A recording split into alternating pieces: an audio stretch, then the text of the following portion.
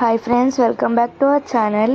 ఈరోజు మనం చెన్నా ఆలు కర్రీ చేసుకుంటున్నాం. ప్రాసెస్ చూద్దాం. ముందు ఆవాలు వేసేసుకోండి, తర్వాత పచ్చిమిర్చి వేసుకోండి.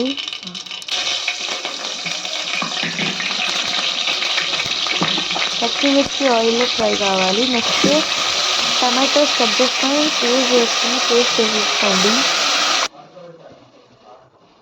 నెక్స్ట్ అల్లం వెల్లుల్లి పేస్ట్,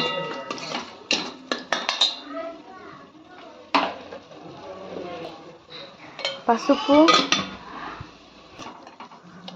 కలిపేసి వేసేసుకోండి. నెక్స్ట్ పీల్ చేసుకున్న ఆలూస్ వేసేసుకోండి.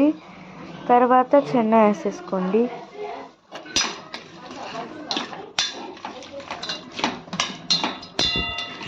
కలిపేసుకోండి. తర్వాత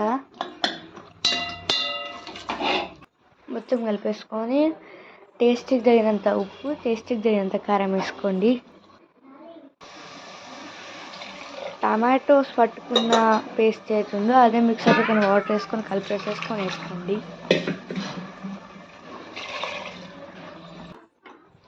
నెక్స్ట్ కుక్కర్ మూత పెట్టేసి 2 to 3 విజిల్స్ వచ్చేదాకా ఉంచండి.